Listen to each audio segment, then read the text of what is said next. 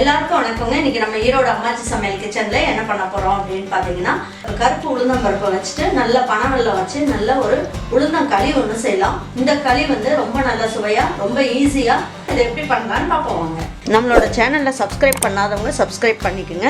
சமையல் குறிப்புகள்லாம் உடனே உங்களுக்கு வேணும்னு நினைச்சீங்கன்னா பக்கத்துல இருக்க பெல் பட்டனை அழுத்தி வச்சுக்கோங்க. அப்படியே ஃபேஸ்புக், இன்ஸ்டாகிராம், ஷேர் சேட்டை ஃபாலோ பண்ண மறந்துடாதீங்க. பாருங்க, நான் என்ன பண்ணியிருக்கேன், உடைக்காத குண்டு உளுந்து இருக்கு இல்லைங்களா, கருப்பு உளுந்து தோலோட இருக்கிறது. இது நல்ல சத்து மிக்கது. தோலோட உள்ள முழு உளுந்தம்பருப்பு 200 கிராம் எடுத்திருக்கேன். இதுக்கு 150 கிராம் அளவுக்கு வெல்லம் எடுத்து வச்சிருக்கேன். இந்த ஸ்பூன்ல ஒரு 5 ஸ்பூன் அளவுக்கு பச்சரிசி எடுத்து வச்சிருக்கோம். இந்த பச்சரிசி அதுக்கப்புறம் பார்த்தீங்கன்னா டேஸ்ட்டுக்கு அப்படின்னு பார்த்தீங்கன்னா ஒரு 3 ஏலக்காய் எடுத்து வச்சுருக்கேன். திருவுண தேங்காய் ஒரு 4 ஸ்பூன் எடுத்துக்கலாம். உங்களுக்கு உடச்ச உளுந்தம்பருப்பு தான் கிடைக்கிது அப்படின்னா நீங்கள் உடச்ச உளுந்தம்பருப்பு போட்டுக்கலாம். 200 கிராம் அளவுக்கு போட்டுக்குங்க. இதை எண்ணெயெல்லாம் ஊற்ற வேணாம், ட்ரை ரோஸ்ட் பண்ணி எடுத்துக்கணும்.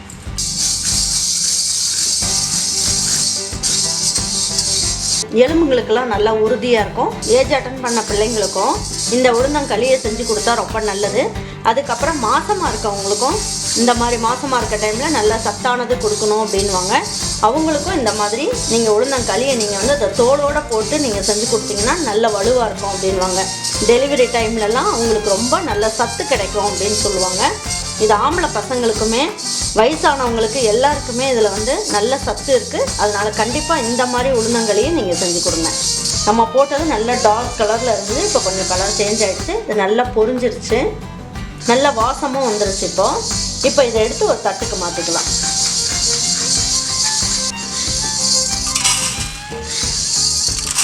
இதில் 5 ஸ்பூன் அளவுக்கு பச்சரிசி போட்டுக்கலாம். இதையும் இந்த மாதிரி நல்லா வறுத்துக்கணும். வெறும் சட்டியில் வச்சு தான் வறுக்கணும். பாருங்க, இதுலேயே நான் என்ன பண்ணியிருக்கேன், 3 ஏலக்காய் எடுத்திருக்கேன். 3 ஏலக்காயை இதிலே போட்டு வறுத்துக்கலாம். சீக்கிரமாக அப்போ தான் பொடியாகும். அதுக்காக இப்போ ஸ்டவ் ஆஃப் பண்ணிடலாம். இது நல்லா பொரிஞ்சிருச்சு பாருங்கள். அரிசி பாருங்கள் நல்லா வெள்ளையாக நல்லா பொரிஞ்சிருச்சு. இது இப்போ இந்த அளவுக்கு இருந்தால் போதும், எடுத்துடலாம். இது நல்லா ஆறட்டும். ஆறுனதுக்கப்புறம் மிக்சி ஜாரில் போட்டு நல்லா பொடி பண்ணிக்கலாம். 150 கிராம் அளவுக்கு நான் பனவெல்லம் எடுத்திருக்கேன். உங்களுக்கு இன்னும் கொஞ்சம் வெல்லம் ஜாஸ்தி வேணும்னா இன்னொரு 200 ஈக்குவலாக கூட நீங்கள் போட்டுக்கலாம். இப்போ நம்ம என்ன பண்ணலாம், இந்த பாகு கொஞ்சம் நல்லா காயணும் அப்படிங்கிறதுக்காக, நல்லா காய்ச்சறதுக்காக இதில் 1/4 கப் அளவுக்கு தண்ணி ஊற்றிக்கலாம். இது கம்பி பாகாவோ கெட்டி பாகாவோ வேணும்னு அவசியம் இல்லை. இதில் இருக்க அழுக்கு எடுத்துடணும் அப்படிங்கிறதுக்காக நம்ம இதை எடுத்துருக்கோம்.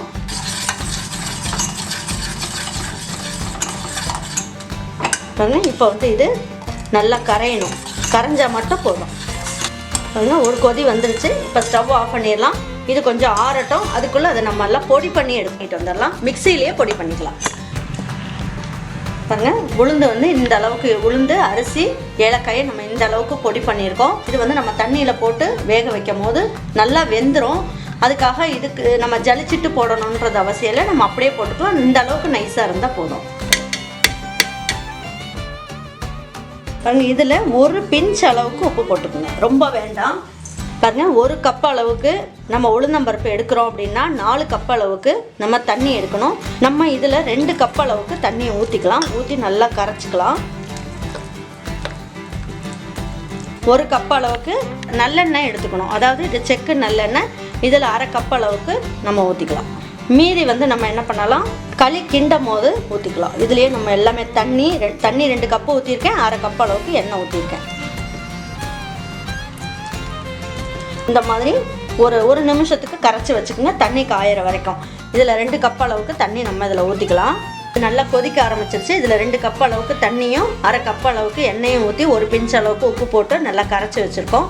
இப்போ இதை இதில் ஊற்றிக்கலாம்.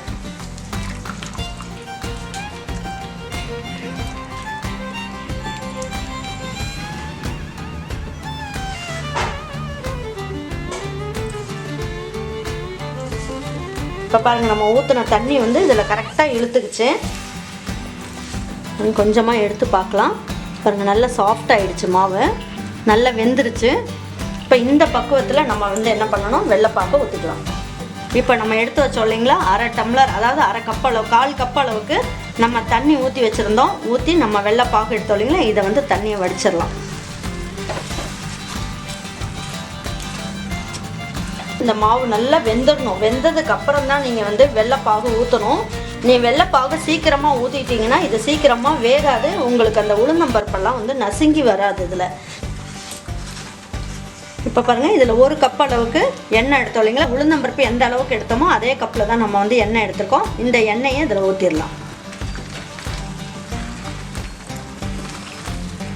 ரொம்ப ஹை ஃப்ளேமில் வச்சிங்கன்னா உங்களுக்கு வந்து மேலெல்லாம் அந்த எண்ணெய் ஊற்றிருக்கிறதுனால தெரிக்கும். கொஞ்சம் ஸ்லோ ஃப்ளேமில் வச்சுக்கோங்க.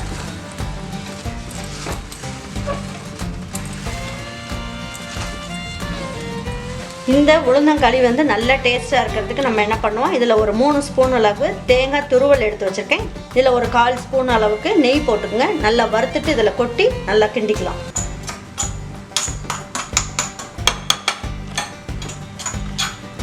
பாருங்கள், இதை வந்து நல்லா எண்ணெயிலேயே பொரிச்சிட்டோம். இதில் வந்து என்ன பண்ணுவோம், ஒரு 3 ஸ்பூன் அளவுக்கு இதில் போட்டுக்கலாம்.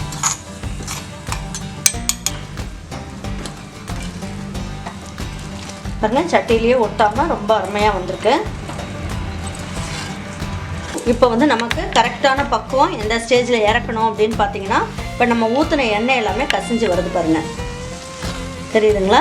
இப்போ இந்த மாதிரி இருந்தாலே உங்களுக்கு வந்து நல்லா களி வந்து நல்லா வெந்துருச்சுன்னு அர்த்தம். கையிலையும் ஒட்டாது. இப்போ இதை வந்து எடுத்து பரிமாறிடலாம். உங்களுக்கு பாருங்கள், பாத்திரத்துலேயே ஒட்டவே இல்லை பாருங்கள். நம்ம எடுக்கிற எந்த கரண்டியாக இருந்தாலும் பரவாயில்ல. நீங்கள் எதனால தான் ஒட்டலைன்னு நினைக்காதீங்க. நீங்கள் எந்த கரண்டியில் போட்டிங்கனாலே உங்களுக்கு களி வந்து இந்த அளவுக்கு நல்லா சாஃப்டாக கிண்டிட்டீங்க அப்படின்னா உங்களுக்கு வந்து நல்லாயிருக்கும். பாருங்கள், இப்போ எடுத்து வச்சு பரிமாறிடலாம்.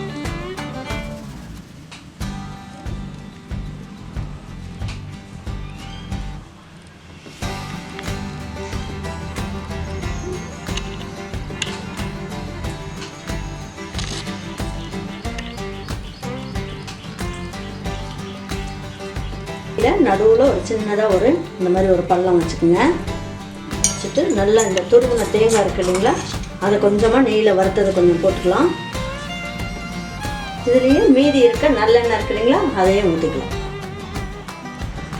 வச்சுட்டு இப்போ நம்ம ஒவ்வொரு உருண்டையை எடுத்து இந்த நெய்லேயும் இந்த தேங்காயிலையும் தொட்டு அப்படி சாப்பிடும் போது ரொம்ப அட்டகாசமாக சூப்பராக இருக்குங்க.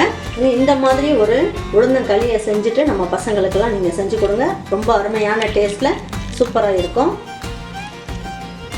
ரொம்ப அழகாக பாருங்கள், அல்வா மாதிரி நல்லா வழுக்கிட்டு விடுவது பாருங்கள். நம்ம வாயில் போட்டோம்னா வாய்க்குள்ளேயே வழுக்கிக்கிட்டு போயிடும். அந்த அளவுக்கு நல்ல டேஸ்ட்டாக சூப்பராக இருக்கும். இது நார்மலான இனிப்பு சுவையோடு இருக்கும். உங்களுக்கு இன்னும் நல்ல இனிப்பு வேணும்னா இன்னும் ஒரு 1/4 கப் அளவுக்கு நீங்கள் வந்து வெல்லம் சேர்த்துக்கலாம். இதுவே கரெக்டாக இருக்கும் உங்களுக்கு. நான் சொன்ன மெஷர்மெண்ட் எல்லாம் நீங்கள் ஃபாலோ பண்ணி நீங்கள் செஞ்சீங்கன்னா உங்களுக்குமே கையிலேயே ஒட்டாமல் பாத்திரத்தில் ஒட்டாத ஒரு உளுந்தங்களி உங்களுக்கு கிடைக்கும். உங்கள் வீட்டில் பொம்பளை பிள்ளைங்க இல்லைன்ற கவலை வேண்டாம். ஆம்பளை பசங்க இருந்தாலும் வயசானவங்களுக்கும் இதை செஞ்சு கொடுக்கலாம். நல்லா உடம்புக்கெல்லாம் வந்து நல்ல வலு கொடுக்க வேண்டியது. அதுக்கப்புறம் பார்த்தீங்கன்னா நல்ல எலும்புக்கெல்லாம் நல்ல வலு கொடுக்கும். கண்டிப்பாக இதை உங்கள் வீட்டில் எல்லாருமே செஞ்சு சாப்பிடுங்க. சாப்பிட்டுட்டு உங்களுக்கு எல்லாருக்குமே பிடிச்சிருந்தது அப்படின்னா லைக் பண்ணுங்கள், ஷேர் பண்ணுங்கள், சப்ஸ்கிரைப் பண்ணுங்கள், மறந்துடாமல் கமெண்ட்ஸ் பண்ணுங்கள். தேங்க்யூ ஃபார் வாட்சிங் ஈரோடு அம்மாச்சி சமையல். தேங்க்யூ.